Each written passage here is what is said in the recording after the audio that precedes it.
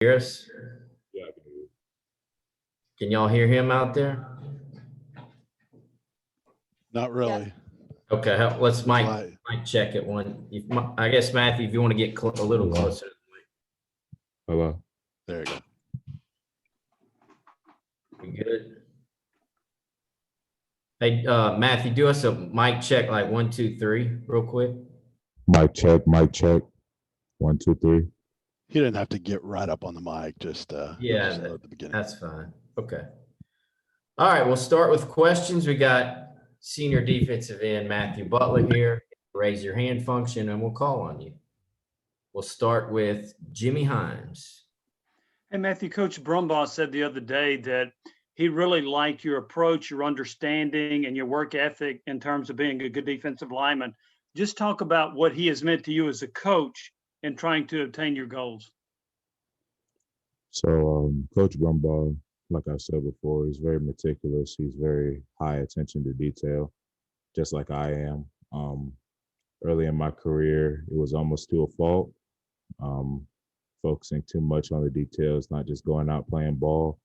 You know, Coach Brumbaugh has really come at me as far as a coaching, from a coaching perspective, and come at all of us as far as a coaching perspective with that good balance of going out playing ball. It's a violent sport, especially for a defensive lineman, you know, to where you're making contact with another opposing player every snap, and then also being high attention to detail so that you can be the best athlete you can be. And how do you feel like you've grown as a defensive lineman from your freshman year to now? Exponentially. You know, I come in as a freshman, probably about 20 pounds lighter than I am now. A little bit of a different role, different defense, but now I have more of an understanding of the game. I'm able to kind of use all these like moves I have in my head and actually know when and how to execute them rather than just going out and doing them haphazardly. So I've become more of a student of the game, a cerebral player, knowing what's in front of me rather than just you know, lining up and playing. But it's a good balance because I can still line up and play, you know, if maybe I don't really, you know, understand what's in front of me, if the opposing offense is doing something outside of their normal personnel or whatever the case may be. So it's a good balance. And that's due to coaching, that's due to a lot of work that I've done on myself, that's due to watching a lot of football. So yeah, like I said, I've grown exponentially. Go to Nicholas Hill at WUTK, and then David Ubben. Obviously, you guys are going to face Kentucky this weekend, who is a run-first team. Just how does your approach change when you're facing a team that really likes to run the ball like Kentucky versus a balanced attack like Georgia presented last week, or even a pass-first approach, kind of like what you saw 2 weeks ago with Missouri? It's actually a little bit more different than you think, just because although they have a good running back who has racked up a lot of yards in his career, they also have a quarterback, just like last year, who can run the ball, you know, who's fast, athletic, can run the ball and pass the ball a little bit as well. So I would say in some ways, you know, we take the same approach as we did last year, being able to, you know, as a defensive line, you know, to plug those interior gaps, get off blocks, to set edges and have contained and just be ready to run for sure, you know, because if we can bounce it outside, you know, the sideline's our friend, make those tackles, just like we did a good bit last year and like we want to do every game because it's the SEC, it's a run first league. So, yeah. David? How would you describe the impact of getting Sean back last week and then having Bryce get back to being healthy as well? Oh, those are two guys who have been in our program for a while and who are also very talented guys. So, you know, when you have that level of talent, you have that level of experience, and then you can also add a level of leadership because they have that talent, experience, and outspokenness. You know, it's a great thing. It really galvanizes our defense in a lot of ways to know that, you know, the guys behind us, excuse me, you know, we're the guys in front of them, that we can all kind of work together with all of our pieces. You know, if we get tired, we have great subs. If they get tired, they have great sales. We have all our pieces. Nobody has to play a million snaps or play out of position. It's really a good feeling going into the week. All right, we'll go Blake Topmeyer, then David Pascal.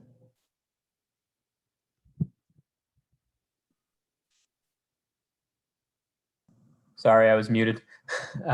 Matthew, Oh, you were talking about Terry Wilson a little bit, but just to follow up on that, Kentucky's typically got one of the most run-oriented quarterbacks in the SEC East. I guess just how does that affect a defense? Maybe you go a couple weeks without facing a run-oriented quarterback, but how does it affect when those matchups come up and you do have to prepare for a quarterback that can run? Might affect a little bit of personnel. Might have a couple checks here and there, but having a run-oriented quarterback or maybe having a heavy run offense is kind of one and the same as far as your approach going into the week. And playing in the SEC, where even if you do have more of a balanced attack like we had in weeks past, or even more of a slightly pass-heavy attack like we had in weeks past, you're still going against good running backs with big offensive lines who are willing and able to go downhill. So the approach doesn't change too much, but, a few personnels, a few checks, and, still put yourself in good position to win a ball game.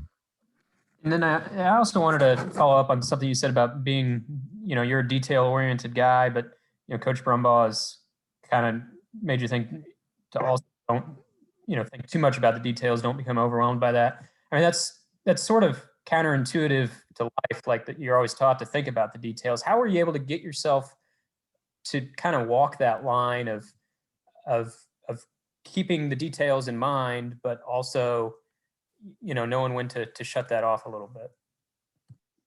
I mean, with everything comes balance, and that balance isn't always going to be a straight line, and maybe you don't follow that perfect balance every day, but you learn to adjust, you learn to kind of adhere to whatever circumstance has been placed upon you. I'm not gonna act like I have life figured out, like, all the way. But you just find that balance of the details and of kind of living. You find that balance of the details and balling. And you ain't got to walk it straight. It might be a narrow path, it might be wider at some places, but you kind of just find that balance day by day rather than just this one balance that you walk down the whole time. I hope that makes sense. Matthew, you talked about this week being a different type of preparation. Do you like these kind of challenges? Do you like knowing that a team's going to try to wear you down by running the ball, where you've got a chance to wear them down? Do you kind of like this? It's a very simplistic, they want to run, you want to stop the run. Do you like these kind of matchups? I like football. So, last year, we were able to get a few sacks versus a run-heavy team in Kentucky, so that's awesome. And we also stopped the run well enough to win the game. This year, we want to compound on that, stop the run even better, even though they have some different personnel and different guys, and play ball. But ultimately, no matter whether, they're going to pass the ball 48 times a game or run the ball 60 times a game, we're just trying to go out there, play some good football and win the ball game. And I was going to ask you about how you felt after last year's game, because they did rush for over 300 yards, but you held them to only 13 points. How did you feel after that game and what the defense did last year? We did some good things. Obviously, it ended in a really good goal line stop. I myself played a pretty decent game. I had a penalty though, so I have to take responsibility for that. A later hit on the quarterback. As a whole defense, I thought we played together. We ran after the ball. We limited our mistakes, and we were going against a really good athlete. So, he does pick up some yards. All credit to that guy. He's in the NFL now. So, we played a good game last year, but that's last year. They have a different quarterback, different personnel, probably some new coaching pieces somewhere, and going out there, execute and win the game again. Thank you.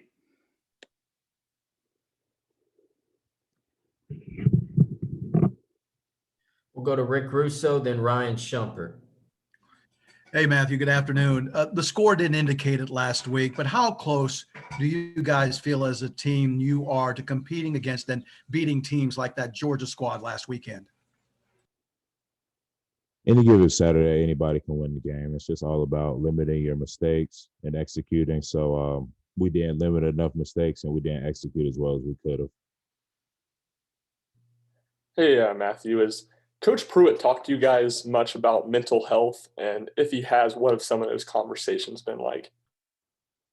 He does. He doesn't want to single anybody out.